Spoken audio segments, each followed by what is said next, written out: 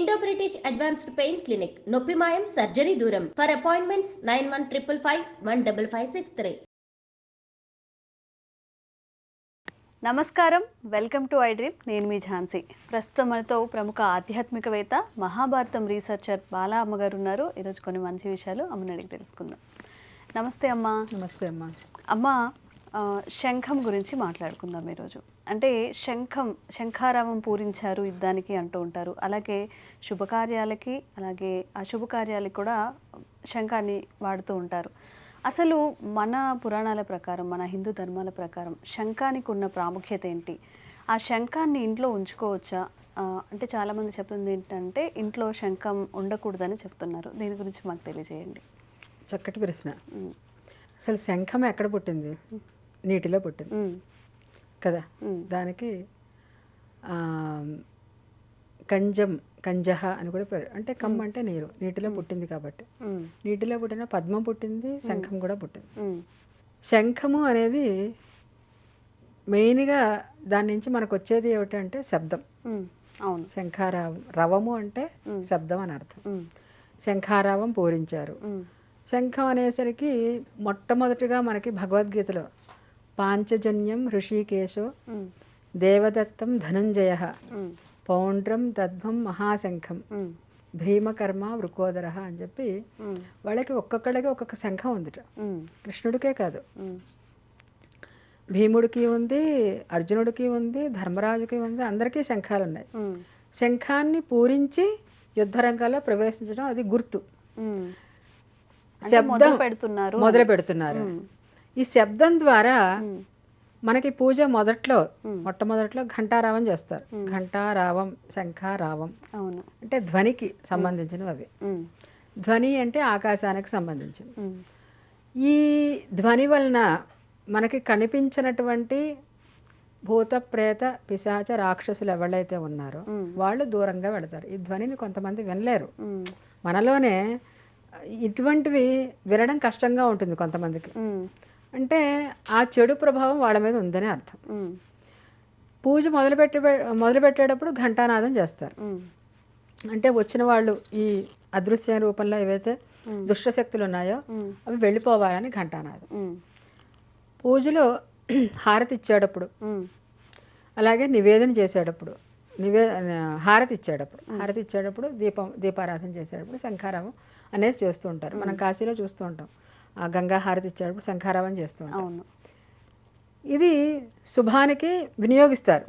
అశుభం అని చెప్పినంటే ఎవరైనా పోయినప్పుడు అక్కడ కూడా అశుభము అని చెప్పినంటే పోవడం అశుభం కాదు, అక్కడ చుట్టుపక్కల ఉన్నటువంటి దుష్టశక్తులను పోగొట్టడానికే ఇది కూడా.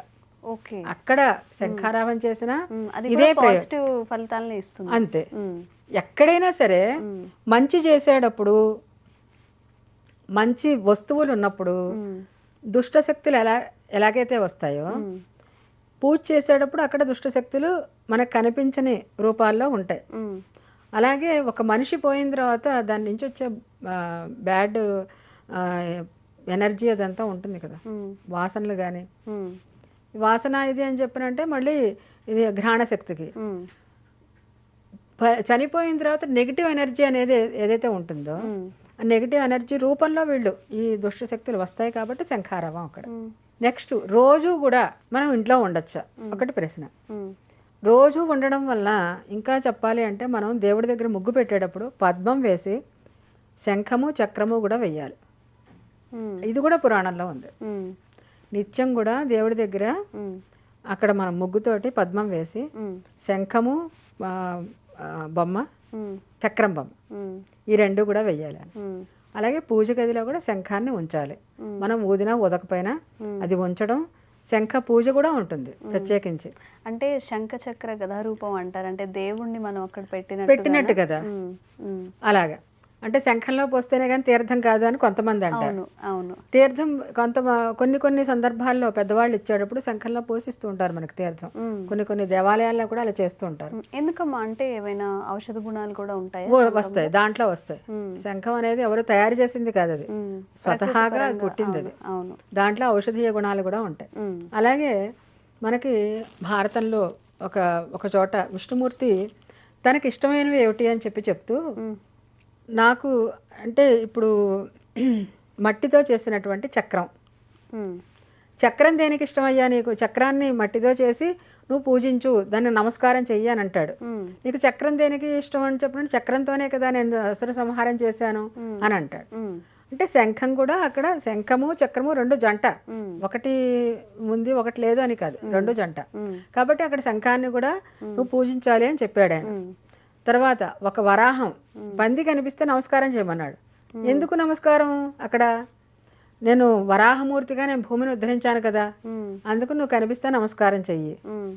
ఇలాగ చెప్తూ ఆయన ఈ శంఖ చక్రాల గురించి కూడా దాంట్లో చెప్పాడు అనమాట.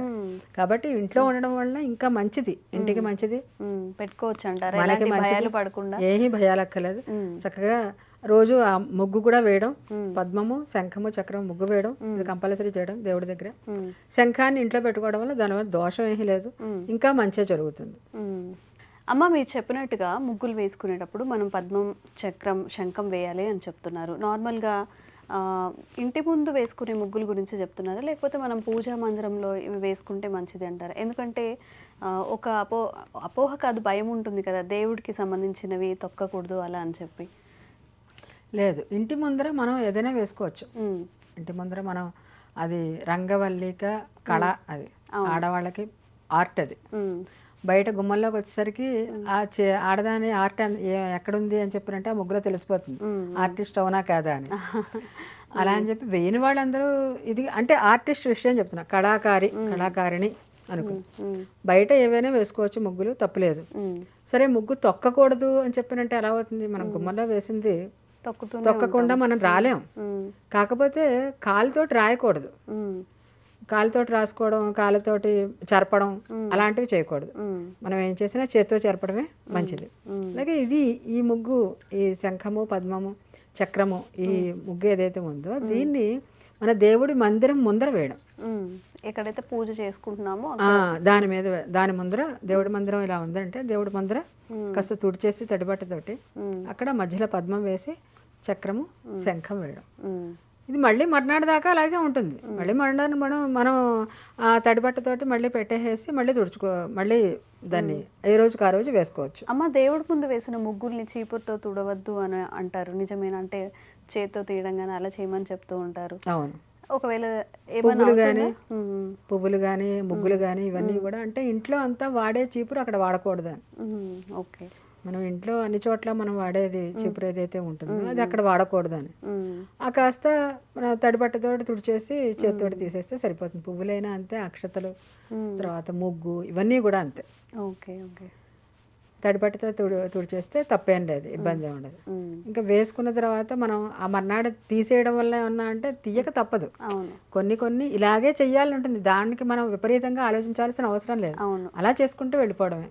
ఏమవుతుందంటే ఇన్ఫర్మేషన్ ఎక్కువయ్యే కొద్దీ చాలా చిన్న చిన్న విషయాలు కూడా పర్టికులారిటీ ఎక్కువైపోతుంది. ఇలా చేస్తే ఏమవుతుందో, ఇలా చేస్తూ ఏమవుతుందో అని చెప్పి అలాంటివి అనిపిస్తుంది. ఆ భయాలు ఎక్కువ అవడం వల్ల లేనిపోని అపోహలన్నీ వస్తూ ఉంటాయి. ఇలాగా చిన్న విషయమే కదా అనిపిస్తుంది కానీ కాకపోతే మనకి దీనివల్ల ఏదైనా నష్టం చేకూరే అవకాశం ఉందేమో అట్లా ఆలోచిస్తూ ఉంటారు చిన్న చిన్న విషయాలు. అలాగే ఇప్పుడు మనం రేపు ధనుర్మాసం వస్తుందిగా, ముగ్గులు పెడతారు. సిటీల్లో అంటే అవదు కానీ పెద్ద వాకిళ్ళు ఉంటే ఇంట్రెస్ట్ ఉన్న వాళ్ళు పెడుతూ ఉంటారు కదా. ఏం చేస్తూ ఉంటారంటే పెద్ద ముగ్గు వేసాం కదా అని చెప్పి ఆ రోజు వదిలేసేసి ఇంకా మర్నాడు 2 రోజులు 3 రోజులు అలా ఉంచేస్తూ ఉంటారు ముగ్గురు. ఇది కూడా తప్పే. ఇప్పుడు నేను చెప్తున్నది దేవుడి మందిరం మీద ముగ్గు ఎలాగైతే మనం ఏ రోజుకి ఆ రోజు తుడిచేసి మళ్ళీ వెయ్యాలి, అలాగే బయట కూడా గుమ్మంలోది కూడా అది పాచి ముగ్గు అవుతుంది. పాచి అంటే నిలవ ఉన్నది, నిలవ ఉన్నది తినేది పనికిరాదు, మనం అనుభవించేది పనికిరాదు. ఓకే. అందుకని అది ఈ విషయంలో కూడా సందర్భం వచ్చింది కాబట్టి ఇంకా రేపు మనం ప్రారంభించుకుంటాం కదా. ముగ్గు మంచి కష్టపడేసి అమ్మ గంట పట్టింది దీనికి కలర్స్ అన్ని వేసి ఇవన్నీ వేసేసరికి అని చెప్పి అది ఇంకా నీళ్ళు చల్లి అలానే ఉంచుతాం, కొంచెం కొంచెం అలా ఊడ్చేసి మంచిగానే ఉంచేస్తాం. ఇప్పుడు ఆ వచ్చే లక్ష్మీదేవి చూసి రావాలా, అది చూసి రావాలా? నిజంగా అలా ఉంచకూడదమ్మా, చతి ముగ్గులు అంటారా వాటిని? అది నిజంగా ఇంకా చెప్పాలి అంటే సాయంత్రం సంధ్య ముగ్గని మా చిన్నప్పుడు మా మామగారు వేయించేవారు నా చేత. సాయంత్రం కొంచెం గోరు నీళ్ళు చల్లనివారు. అంటే కొంచెం నీళ్లు చల్లి 2 గీట్లు గీసేసి మధ్యలో చిన్నది అనమాట. పొద్దున వేసుకునే ముగ్గు వేరేగా ఉంటుంది, సాయంత్రం వేసుకునే ముగ్గు వేరేగా ఉంటుంది. అలా ఉండేది. మర్నాడు ఎంత పెద్ద ముగ్గు వేయనివ్వండి, మొత్తం నీళ్లు చల్లేసేసి మళ్ళీ ఊడ్చి నీళ్లు చల్లేసి మళ్ళీ పెద్ద ముగ్గు పెట్టుకోవడమే. అంటే ఇప్పుడు మనం శారీరకంగా పొద్దున్నే లేవలేము, నడునొప్పులు ఇవి అని చెప్పి సాయంత్రం చేసుకుంటున్నాం తప్పితే అది పగలు చేసుకోవాలి. సరే, ఈ ముగ్గు విషయానికి వస్తే మర్నాడు ఉంచకూడదు, ఎప్పటికప్పుడే దేవుడి దగ్గరైనా సరే బయటైనా సరే. సంతోషం అమ్మ, చాలా మంచి విషయాలు తెలియజేశారు. ధన్యవాదాలు. నమస్తే.